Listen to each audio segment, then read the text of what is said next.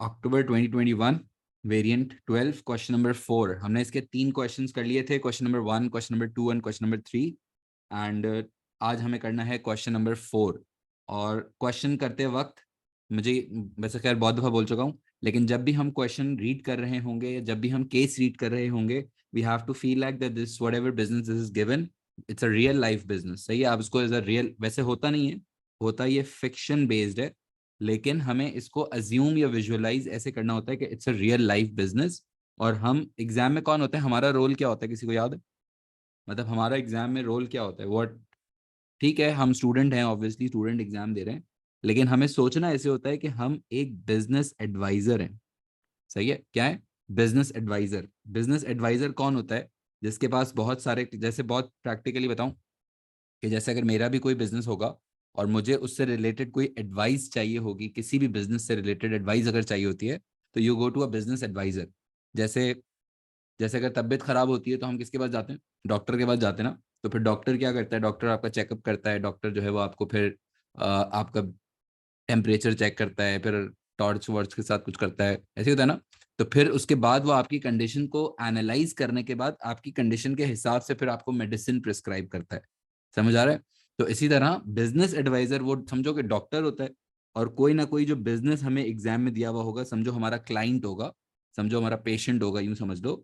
और फिर वो हमारे पास आएगा, जैसे यहाँ पे इस सिचुएशन में जो हमारे पास, let's say we are a business adviser. तुम लोग भी यूं सोचना कि तुम लोग बिजनेस एडवाइजर हो।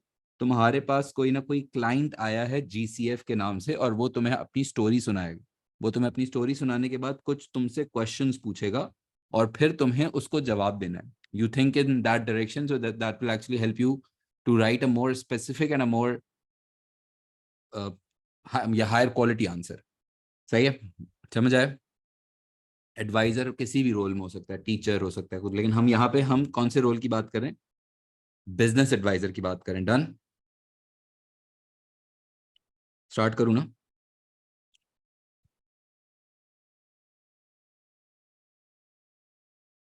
GCF is a public limited company. Public limited company, चलो बताओ, सवाल पूछूंगा बहुत सारे, you have to make sure that you respond, so पता भी चल जाए कि तुम्हारे कॉन्सेप्ट सही है नहीं है। मुझे बताओ, public limited company is a public sector business और a private sector business? A public limited company is a public sector business और is it a private sector business? बताएं बताएं, बताना होगा सबको, ताकि पता तो चले, गलतियां सामने आ जाएंगी।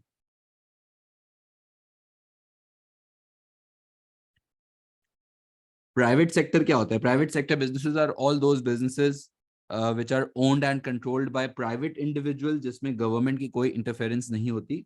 और पब्लिक सेक्टर बिजनेसेस वो बिजनेसेस होते हैं जिस जो which are owned and controlled by the government. सही है। अब पब्लिक, क्या पब्लिक लिमिटेड कंपनी और पब्लिक सेक्टर सेम बात है? तो नहीं।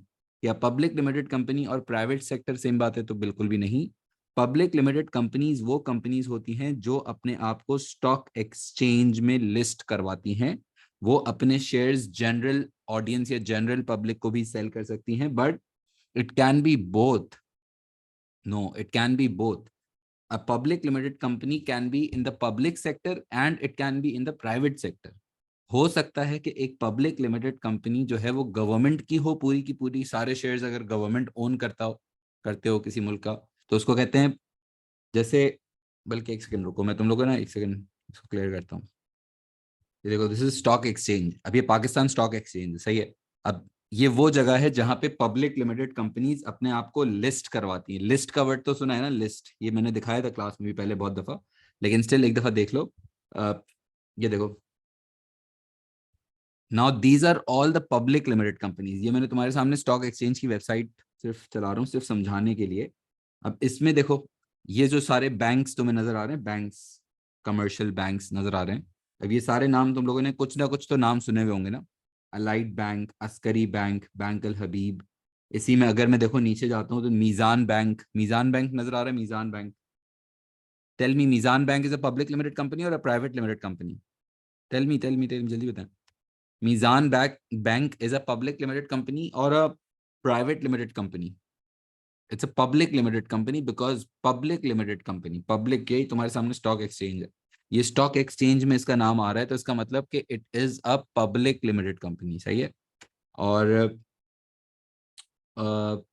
मीजान बैंक जो है, चलो बताओ, Meezan bank is a public sector business और अ प्राइवेट सेक्टर बिजनेस? क्या वो गवर्नमेंट की बैंक है या प्राइवेट इंडिविजुअल्स की बैंक है? What do you think? It's a private sector business, it's not a public sector business. यानी कि मैं कह सकता हूं that Meezan bank is a public limited company and it is in the private sector, right? इसी के नीचे, मीजान बैंक के नीचे देखो, नेशनल बैंक भी नजर आ रहा है, नेशनल बैंक ऑफ पाकिस्तान। देखा है नेशनल बैंक का नाम, सुना हुआ है तुम लोगों ने शायद, है ना? National bank is a public limited और a private limited company? Tell me. National Bank is a public limited company or a private limited company? Clearly, it is a public limited company because it is listed on stock exchange. But it is it in the private sector or the public sector? है private sector business है या public sector business है? National bank of Pakistan national, national है, obviously government owned है, और government के पास हैं इसके सारे शेयर्स। यानी कि ये जो नेशनल बैंक है ना, अब समझ आएगा। National Bank is a public limited company and is in the public sector also. Whereas Mizan Bank is a public limited company, but it is not owned by government. So it is in the private sector. The shares are owned by private individuals in case of Mizan Bank. समझ आ रहा है? इसी तरह याद रखना, public limited company और sectors अलग होते हैं। वापस कह देता हूं, अगर मैंने पूछा पब्लिक लिमिटेड कंपनी बताओ पब्लिक सेक्टर में है या प्राइवेट सेक्टर में, तो it can be both. It can be a national bank of Pakistan और it can also be Meezan bank. But since both of these companies are listed on stock exchange, so both of these are public limited companies. Public sector private sector एक अलग heading है, एक अलग discussion है, और public limited company और private limited company एक अलग डिस्कशन है। हम इन दोनों डिस्कशंस को मिक्स ना करें, सही है? समझ आ गया? अच्छा, मैं रीड कर रहा हूँ, सही है? GCF is a public limited company. It provides a range of computer services to businesses, including designing websites and creating apps. ठीक है भाई, एप्लीकेशंस बना के देते हैं और हम वेबसाइट डिजाइनिंग का काम करते हैं, ठीक है? What sector is it in? Primary sector, secondary sector और टर्जरी सेक्टर? हम कंप्यूटर सर्विसेज देते हैं। जैसे अगर मुझे अपनी एप्लीकेशन बनवानी है, मोबाइल फोन की एप्लीकेशन अगर कुछ बनवानी है या अपनी वेबसाइट डिजाइन करवानी है, तो I can go to GCF to get my website design. Is it a primary, secondary, or a tertiary sector business? It's a tertiary sector business. It's providing services. ठीक है, प्राइमरी सेकेंडरी नहीं, it's a tertiary sector business, क्योंकि वह services provide करे ना। अच्छा, it provides a range of computer services to businesses, including designing websites and creating applications. The human resource director used ideas based on Maslow's hierarchy of needs to help keep GCF's 250 employees well motivated. अच्छा, ये आ गया हमारा HR director, human resource department deals with all the issues related to, human resource department deals with what issues related to whom? Related to employees, very nice, good, सही है, सारे employ related मसले। और यहाँ पे हमारे पास कितना स्टाफ काम कर रहा है? 250 बंदा काम कर रहा है। और it actually uses the theory of Abraham Maslow. Abraham Maslow की थ्योरी याद है? hierarchy of needs. How many levels of needs did Abraham Maslow identified? 5. Good, good. सबसे पहला, सबसे जमीन पे कौन सा सबसे बेसिक लेवल ऑफ नीड को कहते थे? Physiological needs. Physiological needs are basically the basic needs of life. फिर उसने कहा था the second level, the second tier of need is security needs, very security. पहला फिजियोलॉजिकल, सेकंड सिक्योरिटी नीड्स, फिर third उसने बताया था सोशल नीड्स। सोशल नीड्स का मतलब होता है sense of belonging, having a team, a group, people knowing each other, that's your social need. And fourth level, good, उसने बताया था सेल्फ एस्टीम, या जिसको कहते हैं esteem needs. And esteem needs is basically the respect that an employee gets in his work place और her work place. समझ आता है? और फिर फिफ्थ लेवल इसने बताया था, गुड, सेल्फ एक्चुअलाइजेशन। और self actualization is basically when a person analyses या when a person feels that he or she is living their full potential, या वो एक अच्छी खुशहाल जिंदगी गुजार रहे हैं, उस स्टेज को कहते हैं सेल्फ एक्चुअलाइजेशन। गुड यार, वेरी नाइस, खुशी हुई आप लोगों ने बताया, सही है। और वैसे how many motivational theorists do we have in our course? How many motivational theorists do we have in our course? 3। We have 3 motivational theorist. पहले का नाम था गुड यार, 3। पहला कौन सा था? FW Taylor.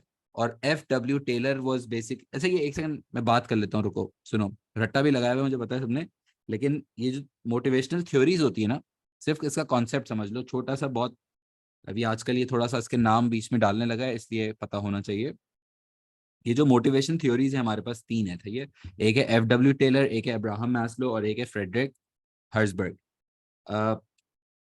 ये क्या, ये रियल लाइफ इंसान थे, ये तुम्हारे मेरे जैसे इंसान थे, नॉर्मल।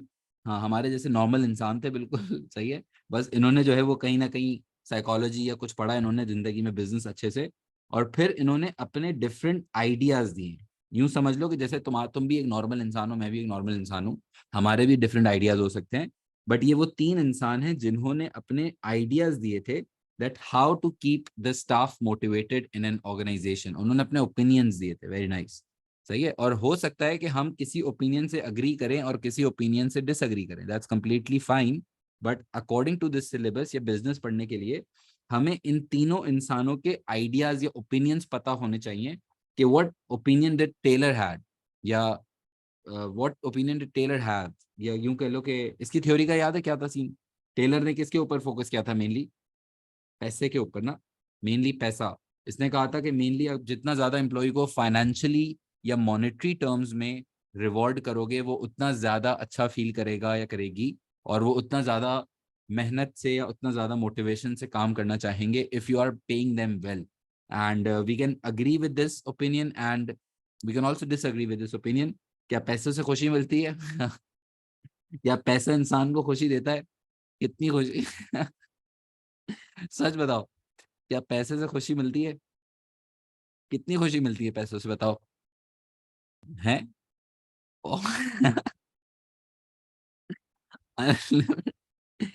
पैसा बहुत खुशी देता है क्या? पैसे से क्या? पैसे से सब कुछ नहीं खरीदा जा सकता, मेरी बात याद रख लेना, ये तुम लोग समझ आ रहा है?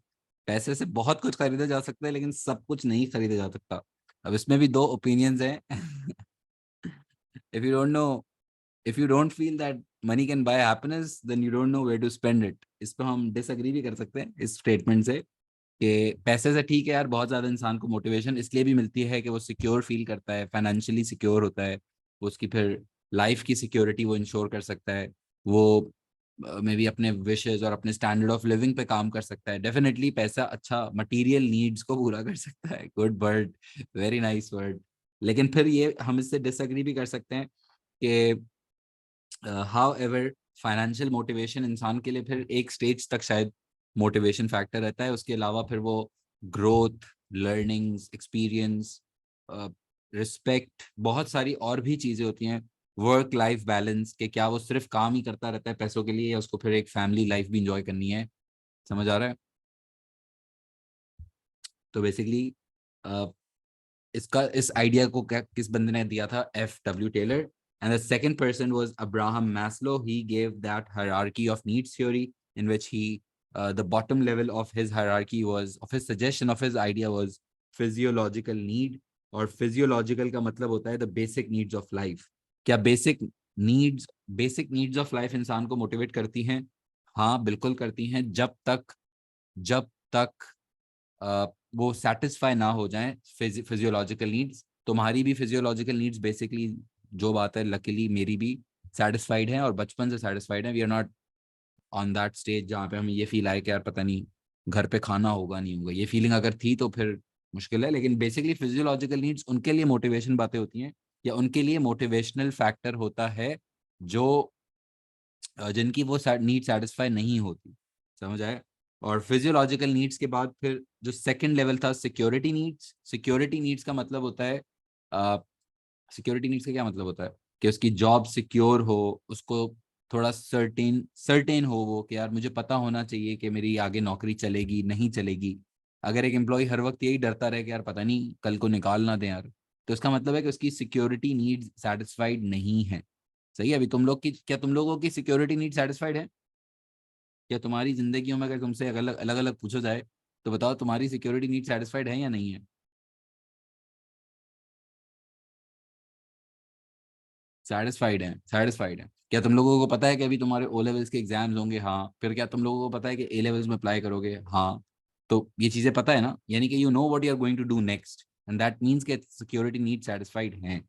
सही है। तो पहला लेवल इसने कहा था फिजियोलॉजिकल नीड्स, सेकंड उसने कहा था सिक्योरिटी नीड्स, फिर उसने कहा था सोशल नीड्स। सोशल का मतलब होता है कि थोड़ा दोस्त यार बने, थोड़ा बैठक शैठक लगे, सब चीज, ये जो चीज होती है ना इंसान की, और not just hang out. It's not about hanging out in a business sense, it's about एक ऑर्गेनाइजेशन के अंदर, एक कॉलेज के अंदर, जैसे मैं एम्प्लॉय हूँ तो मेरे लिए सोशल नीड्स क्या होंगी कि वहाँ कोलीग्स हैं, उनसे बातचीत हो जाती है, कोई इवेंट हो जाता है, कोई डिनर हो जाता है, तो उस तरह के जब लोग से आप इंटरेक्ट करते हो तो उसको कहते हैं सोशल नीड्स। एंड सोशल के बाद respect, esteem needs and then self actualization. और ये जो बंदा था फ्रेडरिक हर्जबर्ग, और फ्रेडरिक हर्जबर्ग की थ्योरी का क्या नाम था, किसी को याद है? फ्रेडरिक हर्जबर्ग की क्या थ्योरी थी? रिमेंबर, टू फैक्टर थ्योरी कहते थे इसको, टू फैक्टर थ्योरी। और टू फैक्टर थ्योरी में इसने कहा था that there are two different set of needs known as hygiene factors and motivating factors. Very nice, समझ आया। और इसने ये तीनों थ्योरीज हमें पता होनी चाहिए हैं, बस इतना कॉन्सेप्ट क्लियर होना चाहिए that these theories are basically the ideas of different individuals who just suggested and who advised on how to keep the staff motivated at workplace. सही है। थोड़ा सा रिवाइज भी हो गया, इसलिए बीच में मैंने वो आपको स्लाइड दिखा दी थी। सही है। The human resource director use ideas based on Maslow's hierarchy of needs to help GCF's 250 employees well motivated. An extract of methods used is shown in table 4.1. GCF plans to expand by taking over one of its competitors. अच्छा, tell me, taking over is an internal growth or external growth? Take over करना क्या क्या कहते हैं इसको, internal growth या external growth? External growth, good.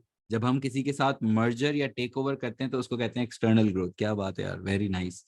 और हम कंपेटिटर को खरीदने जा रहे हैं, कोई बता सकता है? Is it horizontal integration, vertical integration, or is it conglomerate integration? If we take over a competitor, that is horizontal. क्या बात है क्या बात है भाई, क्या बात है, बहुत अच्छे। कंपेटिटर को टेक ओवर करते हैं तो दैट इज गुड यार, प्राउड ऑफ यू। उसको कहते हैं हॉरिजॉन्टल इंटीग्रेशन। अगर गलत भी आ रहा हो तो लिख दिया करो, चलेंगे। सही बोलना जरूरी नहीं होता हर किसी को, but when you say it and then you correct yourself, that's the good learning. सही है, good. GCF plans to expand by taking over one of its competitors. This will cost $50 million. To finance the takeover, GCF is considering issuing new shares. ठीक है, as it is a public limited company, so probably they are planning to issue some new shares.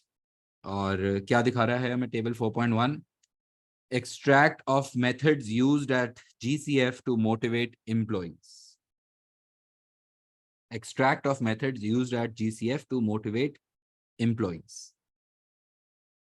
अच्छा, employee of the month award हम देते हैं भाई, और organises team building courses. ठीक है, we are offering these two, employee of the month and organizes team building courses. Team building courses होता है जिसमें हम एम्प्लॉयज को शायद कोई प्रोजेक्ट पे असाइन कर देते होंगे, या कोई सब्जेक्ट लेट्स से चेंज हुआ है तो दो चार टीचर्स का ग्रुप बना के उनको कहा है कि आप सिलेबस जो चेंज है उसके ऊपर मीटिंग कर लें। कुछ भी इस तरह की ग्रुप बेस्ड काम करवाते हैं। ठीक है। Identify two features of a public limited company. Tell me, two features of a public limited company. ये तो आसान है यार। It will have a limited liability.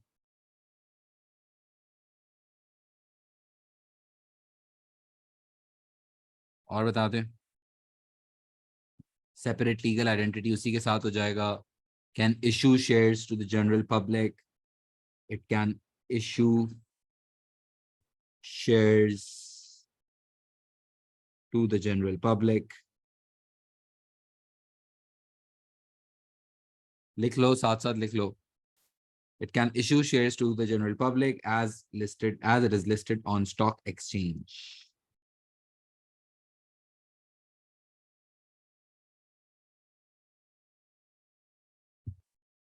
It can issue shares to the general public as it is listed on the stock exchange. Part B. Incorporated business कहते हैं, incorporated. Part B. Identify the level of Maslow's hierarchy of needs each of the following methods belong to. So, Employee of the Month Award. Employee of the month award तो आपकी esteem needs को hit करेंगी, आपका respect level तो आसमानों में चला जाएगा, जो बात है। क्यों? क्योंकि अगर आपको सारे एम्प्लॉयज में से एक मिल रहा है कि एम्प्लॉय ऑफ द ईयर, भाई सबसे टॉप लेवल का एम्प्लॉय, तो उससे आपका जो respect, feel of being important ना। And organizes team building courses, उसको कहते हैं सोशल नीड्स। आई थिंक सब पहुंच गए, यानी हमें एग्जाम में भी ये पता, सोशल नीड्स, यस सही है। Self actualization and esteem needs same है, राइट? नहीं, सेम नहीं है।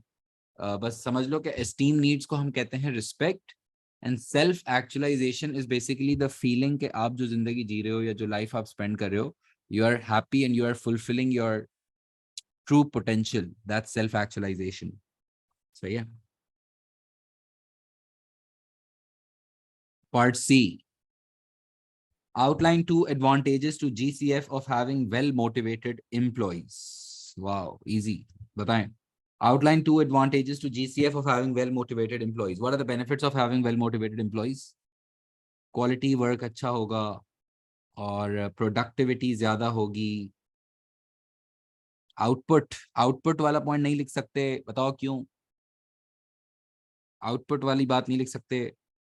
प्रोडक्टिविटी और एफिशिएंसी सेम बात है। प्रॉफिट का पॉइंट मेन नहीं लिखना प्लीज, प्रॉफिट नहीं, प्रॉफिट के अलावा लेबर टर्नओवर कम होगा। कोशिश करनी है कि प्रॉफिट को आप एंड में लाएं, इन केस कुछ भी समझ में ना रहा हो तो प्रॉफिट बीच में लाएं, वरना बीच में प्रॉफिट ना लाएं, वरना ला सकते हैं, मना नहीं है, लेकिन ideally you should not use the word profit बार बार। सही है। वो इसलिए क्योंकि प्रॉफिट तो सब जगह आ जाता है ना बार बार, इसलिए समझा रहा हूँ कि प्रॉफिट तो वरना बार बार आ जाएगा। एब्सेंटीजम रेट कम हो जाएगा। Employees might contribute a lot of new ideas if they are well motivated. Good points. ठीक है। अब मुझे लेकिन कोई दो पॉइंट्स लिखने हैं। कस्टमर सर्विस अच्छी होगी, बस काफी हो गए वैसे। लेकिन मुझे बताओ कि अगर दो पॉइंट्स लिखने हैं तो make sure that we point या we write that point which we can make sure that we connected back to the case. हम अगर आउटपुट वाला पॉइंट लिख देते कि ज्यादा आउटपुट प्रोड्यूस होगा तो गलत हो जाता है, क्योंकि हम सर्विसेज दे रहे हैं। आउटपुट की बात फिर मतलब physically something, we are not making something physically. ठीक है, सर्विस भी आउटपुट होता है, लेकिन मेक श्योर कि हम सर्विस फोकस्ड रहें। हम इस बात का ख्याल रखें कि जो भी पॉइंट मैं लिख रहा हूं, आई make sure that because because GCF मेरे पास आया है और मुझसे पूछ रहा है कि बताओ यार मेरा स्टाफ मोटिवेटेड होगा तो मुझे क्या फायदा है, तो मुझे उसको जवाब देना है। तो I make sure that I make it very specific to the situation and the service and the जो भी बिजनेस है बेसिकली। समझ आ गया? अच्छा, advantage one and advantage two. Advantage one के कितने मार्क्स हैं? मतलब टोटल अगर मुझे 4 मार्क्स मिल रहे हैं तो एडवांटेज वन के कितने मार्क्स हैं? एडवांटेज वन के हैं 2 मार्क्स और एडवांटेज टू के भी हैं 2 marks. And do I need to apply it back to the case? Application करना होगा। हाँ बिल्कुल, एप्लीकेशन करना होगा। और we have to make sure that computer service 250 employees, कुछ ना कुछ करके हम केस की बात करें। हाँ, लिखा होता हूँ, सुनो। Advantage one,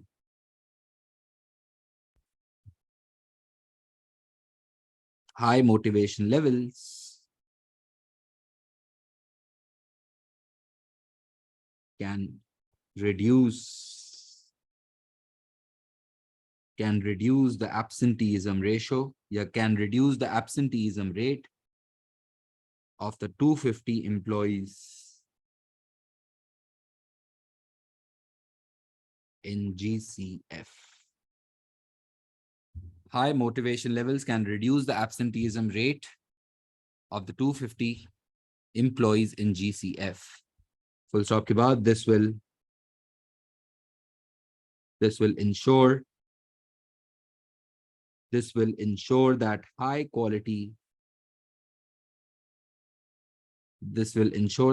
quality computer service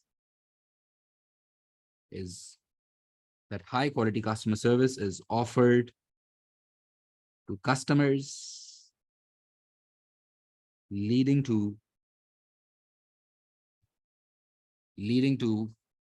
what? Leading to brand loyalty. Profits नहीं लिख दूं बार बार, प्रॉफिट लिख सकता था लेकिन कोशिश करूं कि प्रॉफिट का वर्ड बीच में तब लाऊं जब मुझे कुछ भी समझ में ना आ रहा हो, but try to make sure write something else, या write something from any other area of the business ना, brand name, customer loyalty, customer मतलब new customers could be acquired, try to write something else profit के अलावा। हर बच्चे को मैंने देखा है ज्यादातर एंड में प्रॉफिट प्रॉफिट, हर चीज में प्रॉफिट घुसा देते हैं, तो ऐसे नहीं करना। सही है, कर लेना, लेकिन अगर कुछ भी समझ में ना आ रहा हो तो। सही है।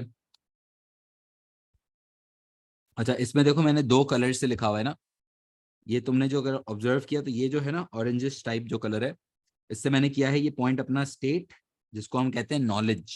मैंने अपना पॉइंट लिखा कि भाई एब्सेंटीज्म कम हो जाएगा। और फिर ये जो मैंने ब्लू से लिखा हुआ है, ब्लू से जो लिखा हुआ है ना, ये this will ensure that high quality computer services offer to customers leading to brand loyalty, इसको कहते हैं हम एनालिसिस। या यूं समझ लो मैंने लिखा है why this point, why this point is an answer to this question, कि ये बात मैंने इस सवाल के जवाब में क्यों लिखी है, why have I actually written this point. और इसके लिए तुम लोग ये वर्ड्स है ना दो तीन, लीडिंग टू, दिस विल, ये दो तीन चीजें होती हैं जो बार बार अक्सर देखना मैं यूज कर रहा होता हूँ। ठीक है, हाँ हाँ बिल्कुल, analysis, this is part of analysis, this is part of analysis.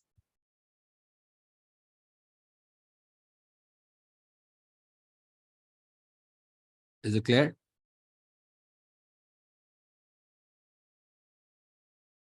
अच्छा, next advantage two. Advantage two क्या लिखे?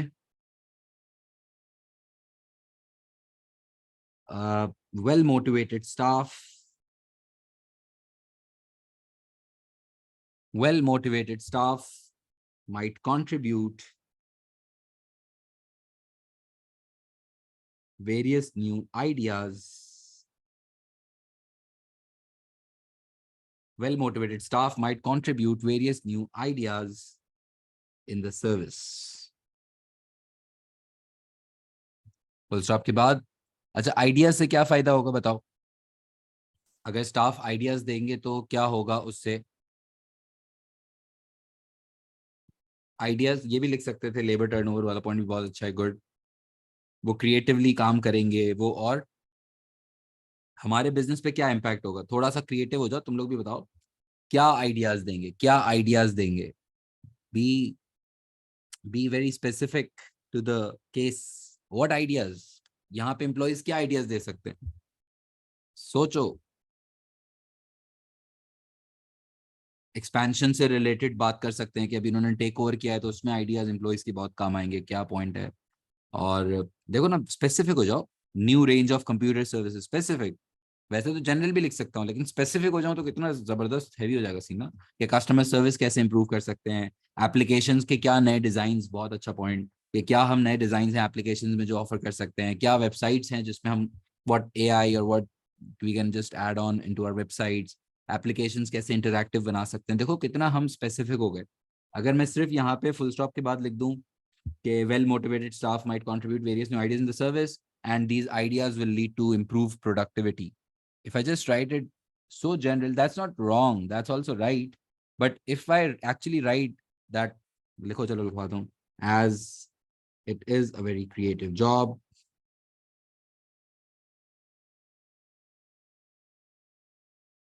as it is a very creative jobs and new ideas related to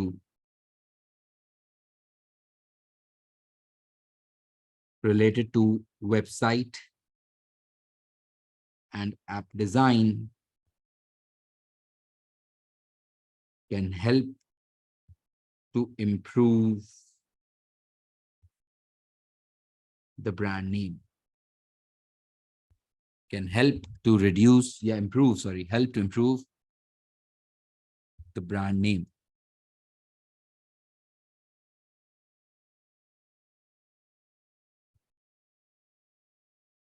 और क्या ऐसा हो सकता है कि हर स्टूडेंट बिल्कुल as it is same answer लिखे?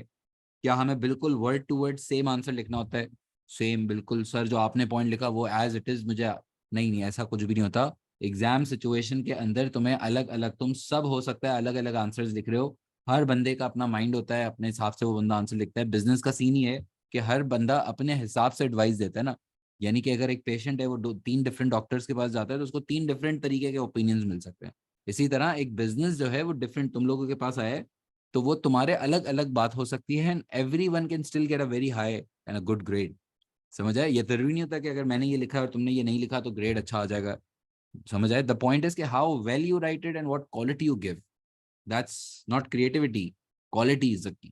क्रिएटिव हो जाओ फिर तो कुछ भी लिख दो, फिर तो क्रिएटिविटी में दो, क्रिएटिविटी नहीं होनी है, क्वालिटी देनी होती है आंसर में बस। सही है। Part D, yes definitely P2 भी हम करेंगे। Yes, explain one advantage and one disadvantage to GCF of issuing new shares as a source of finance. Tell me, what are the advantages of issuing new shares? External source of finance होता है ये, और इसका scene एक good scene ये होता है कि इसमें कोई आपको फिक्स्ड इंटरेस्ट नहीं देना होता। इसमें आपको डिविडेंड्स पे करने होते हैं जो कि फिक्स नहीं होते and you will have to pay the dividends only if you have good profit. Interest नहीं देना होता और नो रीपेमेंट, बड़ा अच्छा पॉइंट आया। परमानेंट कैपिटल होता है, कभी किसी को वापस नहीं करना। You have to just use it and then अगर कल को शेयर होल्डर्स को अगर पैसे चाहिए होंगे तो वो जाके स्टॉक एक्सचेंज में जाके बेचेंगे। हमें एज अ कंपनी वो पैसे कभी वापस किसी को नहीं करने होते। It's never, it will never have to be repaid to anyone. सही है। And it's not quick, no, it takes a lot of time. इसका सबसे मेजर डिसएडवांटेज ये होता है कि it takes a lot of time and it takes a lot of effort to issue shares. इतना easy नहीं होता क्योंकि उसमें आपको इन्वेस्टर्स को अट्रैक्ट करना होता है, उसके लीगल डॉक्यूमेंटेशन होते हैं, उसमें स्टॉक एक्सचेंज की रेगुलेशंस भी होती हैं, तो there are a lot of technicalities involve. It's not quite easy. ठीक है, तो थोड़ा सा टाइम भी लगता है और इन्वेस्टर्स को यूं भी लिख सकते हो कि इन्वेस्टर्स को अट्रैक्ट करना भी एक बहुत बड़ा काम होता है। ऐसे ही अगर तुम्हारे पास भी पैसे होंगे तो क्या तुम ऐसे ही किसी भी कंपनी में इन्वेस्ट कर दोगे? सोचो ना, मतलब मेरे पास अगर मैं पैसे इन्वेस्ट करना चाहता हूँ तो क्या मैं किसी भी रैंडम कंपनी में इन्वेस्ट करूंगा? ऐसा तो नहीं होगा। मैं देखूंगा कि कौन कंपनी है, क्या सीन है। Investors are very critical when पैसा लग रहा है। भाई वही भी पैसे की बातें हो रही थी, पैसा इन्वेस्ट हो रहा है। समझ आए? और एक और प्रॉब्लम ये होता है कि original owners might actually lose control, क्योंकि अगर आप बहुत ज्यादा शेयर्स इशू कर देते हो तो आपकी जो ओरिजिनल ओनर्स होते हैं उनका कंट्रोल लूज हो सकता है if you actually issue too many of shares. सही है, ओनरशिप लॉस का गुड, वेरी गुड। सही है, but I have to write just one advantage and I have to write just one disadvantage and we have to make sure कि हम वो point लिखें जिसको मैं एक्सप्लेन अच्छे से कर सकूं, अच्छे से एक्सप्लेन कर सकूं प्लीज। सही है, मेन मार्क्स ये। और एक और बात, कुछ बच्चे होते हैं नो इंटरेस्ट यूं लिख देते हैं, ये गलत है। हाँ भाई, इस तरह से नहीं लिखना होता, पूरा सेंटेंस लिखना होता है। सही है, मैं लिखवा रहा हूँ, देखो एडवांटेज, थोड़ा सा राइटिंग स्पीड हम फास्ट कर रहे हैं। सही है, advantage, GCF will not have to pay, GCF will not have to pay any interest on this source of finance.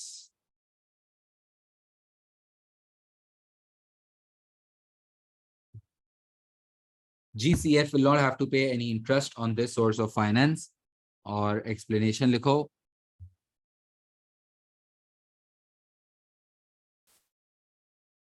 on the shares issued, क्या पे करना होगा?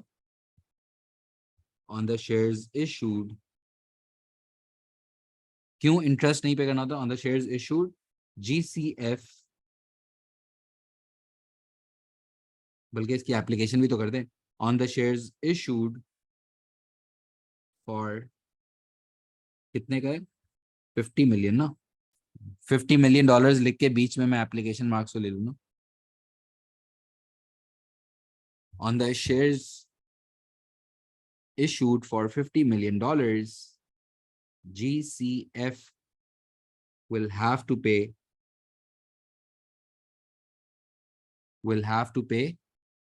पे क्या करना होगा फिर? will have to pay dividends to the investors rather than interest paid on rather than interest, sorry, which is paid on, rather than, sorry, कहाँ गया, rather than interest which is paid on debt. Debt का मतलब होता है कर्जा, सही है. Full stop के बाद इससे क्या फायदा होगा? This will not increase, this will not increase the fixed costs. borrowings का वर्ड भी लिख सकते थे, yes बिल्कुल लिख सकते थे. this will not increase the fixed costs. इससे क्या होगा, क्या फिर फिक्स्ड कॉस्ट नहीं बढ़ेंगी तो, यस बिल्कुल. इंटरेस्ट फिक्स्ड होता है, डिविडेंड फिक्स नहीं होता. डिविडेंड हम तब पे करते हैं जब प्रॉफिट अच्छा होता है. और फिक्स्ड कॉस्ट नहीं बढ़ेगी तो आपकी कॉस्ट ऑफ प्रोवाइडिंग सर्विसेज ज्यादा फर्क नहीं पड़ेगा. हमारी कंप्यूटर सर्विसेज हैं, डोंट फॉरगेट.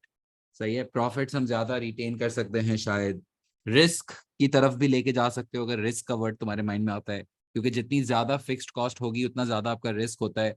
तो अब अगर वैसे ही हमने कंपेटिटर को टेक ओवर किया है और वैसे ही हमारे भी रिस्क बढ़ रहे हैं, तो थोड़ा सा हमारा रिस्क, फाइनेंशियली रिस्क हमारा मेंटेन या मैनेज्ड रह सकता है. सही है. एक्सट्रीम नहीं हो जाना, बिजनेस फेलियर बहुत एक्सट्रीम हो जाएगा. Keep it basic. फेलियर का वर्ड बहुत एक्सट्रीम हो जाएगा, फेलियर का वर्ड नहीं लेके आएंगे. सही है. This will not increase the fixed costs, this will not increase the fixed costs for GCF, helping them to maintain the costs of, helping them to maintain the cost of, मुझे लिखना है providing customer services, to maintain the cost of providing की जगह नहीं है. देखो अब मैं क्या करूंगा, सुनो इधर, भूलने की एक्टिंग सिखाता हूँ. For GCF helping them to maintain the cost of providing, देखो मैं ये भूल गया, समझ रहे हो लाइन. लाइन में रहना. तो इससे ये होगा कि लाइन में हम खत्म कर देंगे. सही है. समझ गया. भूलने की एक्टिंग आप कर सकते हैं अच्छे से, प्रोवाइडेड कि आपको कितनी अच्छी एक्टिंग आती है. तो इससे ये होता है कि आपकी लाइन वो फिर वो गंदा गंदा साइड, इस तरह नहीं कि साइड में बच्चे लिख रहे हैं या यूं उधर ले जा रहे हैं, ऐसे नहीं करते. बस भूलने की एक्टिंग कर लो, मुनासिब हो जाएगा. सही है.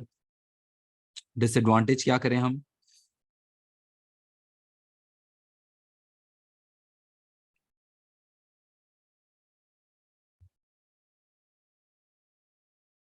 It might be difficult. It might involve various legalities.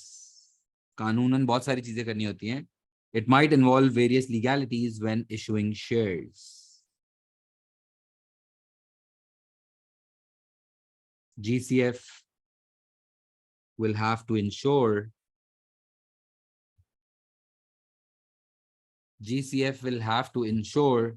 that all legalities are complied for. अच्छे वर्ड्स लिख रहा हूँ, थोड़ा सा मुश्किल हो जाएगा लेकिन ये नेक्स्ट टाइम आप यूज कर सकते हो. GCF will have to ensure that all legalities are complied for.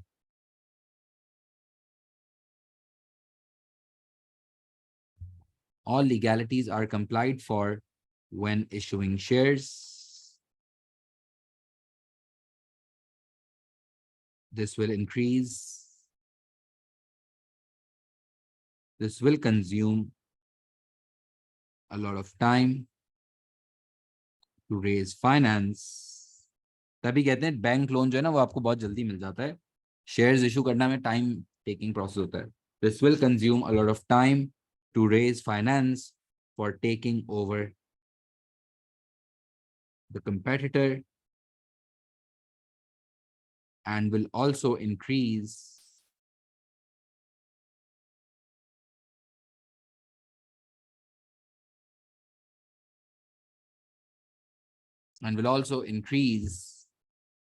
the administrative work. Administrative work होता है पेपर वर्क, फाइलिंग, डॉक्यूमेंटेशन, ये सब जो काम होते हैं ना, इनके लिए अच्छा वर्ड होता है एडमिनिस्ट्रेटिव वर्क. सही है.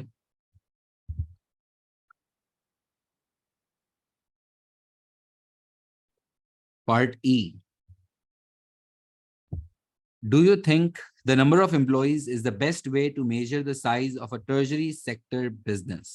This is again a very general question. General से पता नहीं क्यों इतने ज्यादा पूछे इस साल इसने.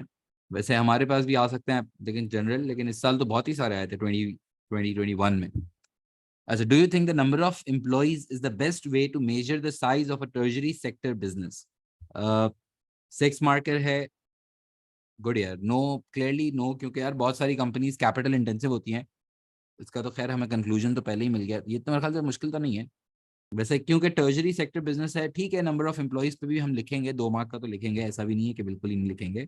We will write that number of employees जो है वो क्यों यूज करते हैं, क्योंकि जितने ज्यादा एम्प्लॉइज होते हैं हम उतना ज्यादा बिजनेस को जो है वो लार्जर स्केल पे कंसिडर कर सकते हैं.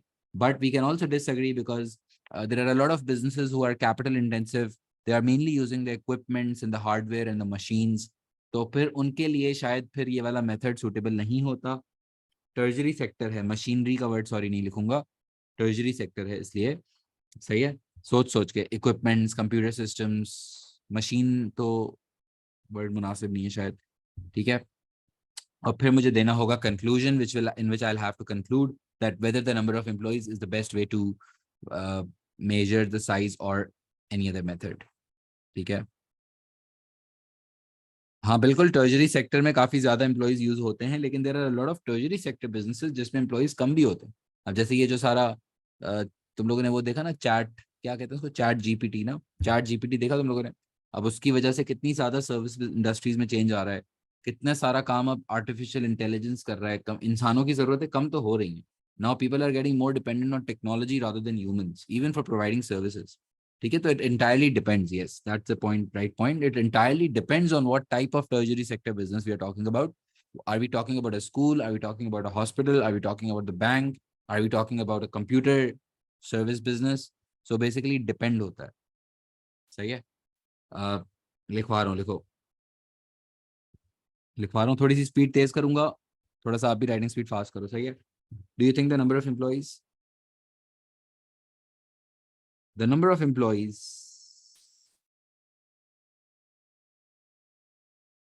the number of employees, the number of employees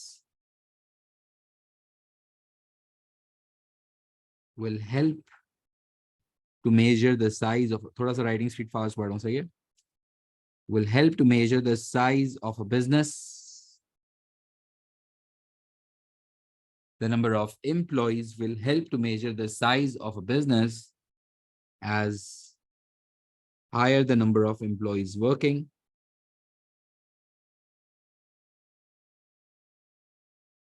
as higher the number of employees working,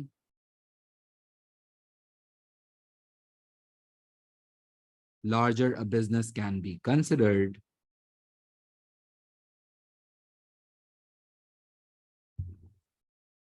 No, don't write the brand names. You're not allowed to write the brand names. सही है. The number of employees will, examples को आप अगर लिखना चाहते हो तो fiction type कर दो उसको, लेकिन brand का नाम नहीं लिखना please. The number of employees will help to measure the size of a business. As higher the number of employees working, larger a business can be considered.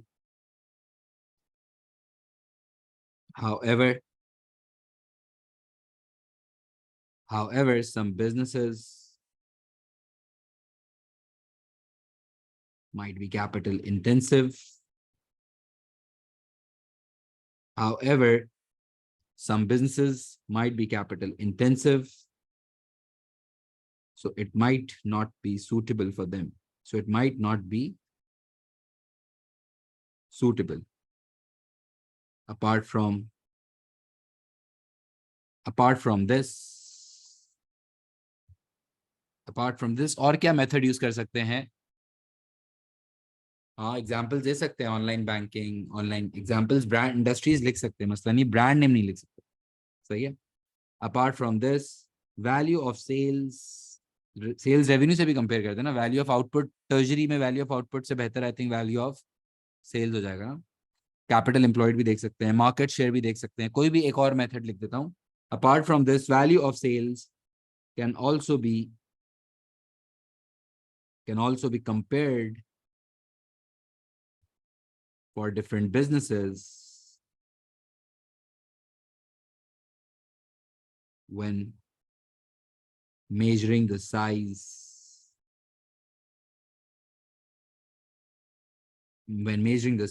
of any tertiary sector business. Apart from this, value of sales can also be compared for different businesses when measuring the size of any tertiary sector businesses. Full stop के बाद overall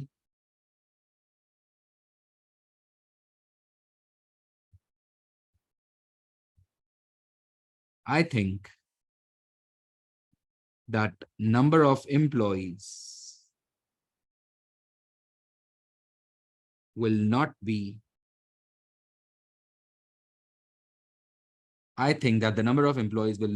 the best way to measure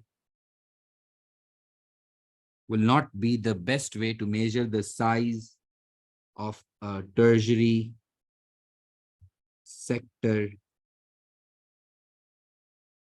I think that the number of employees will not be the best way to measure the size of a tertiary sector business. It depends on the type of tertiary sector business. It depends on the type of business in the tertiary sector. It will depend on the type of business. Yani ki what type of tertiary sector business are we talking about? It depends on the type of business in the tertiary sector that which method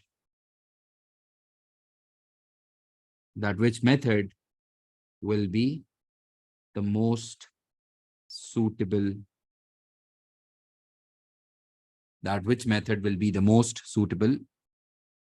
method.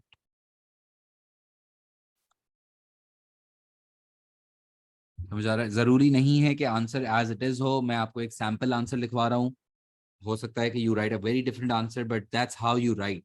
सही है. Quality अब I think हमने बहुत सारे answers plan कर लिए हैं, attempt कर लिए हैं पेपर 1 के भी. सही है. तो पहले वाले भी जितने सारी प्लेलिस्ट है मेरी, पूरी वो प्लेलिस्ट तुम लोग ने आई एम श्योर देख ली है. काफियों ने तो नहीं देखी, तो वो पूरी प्लेलिस्ट है इसकी, पूरी यूट्यूब पे मैंने वो प्लेलिस्ट डाली हुई है, ताकि पूरा सारा पेपर 1 की अलग प्लेलिस्ट है, पेपर 2 की अलग प्लेलिस्ट है, दोनों फॉलो कर लेना नहीं की है तो उससे ये होगा कि सारे 6 मार्क लिखते कैसे हैं, फेवर में क्या होता है, अगेंस्ट में क्या होता है, बार बार स्ट्रक्चर आप सुनते जाओगे. ये राइटिंग स्किल जो है ना, समझो writing skill with practice improve होती है. जितना ज्यादा राइटिंग स्किल, काफी सारे स्टूडेंट्स होते हैं बिजनेस को देख के लगता है कि यार ये तो हो जाएगा, ये फील आता है कि ये तो हो जाएगा, but when it comes to writing, it's a very different thing. So you have to make sure that you focus your practice on writing. The more you write, the better it gets. ऐसा ही है जैसे गाड़ी चलाना बंदा सीखता है, driving भी एक स्किल है ना. जितना ज्यादा बंदा फिर ड्राइव करता है वो उतना ज्यादा सीखता चला जाता है. उसी तरह writing is a skill. The more you do it, the better you get. सही है. और अच्छा सीख जाओगे, फुल ज्यादा ट्रेंड हो जाओगे, तो फिर तो उसका क्वालिटी भी ज़ाहिर है ऊपर जाएगी ना आपकी विद टाइम. सही है. So don't just read the book and the notes and everything. ठीक है, वो भी पढ़ना होता है, लेकिन राइटिंग प्रैक्टिस करना ज़्यादा इंपॉर्टेंट होता है. ठीक है.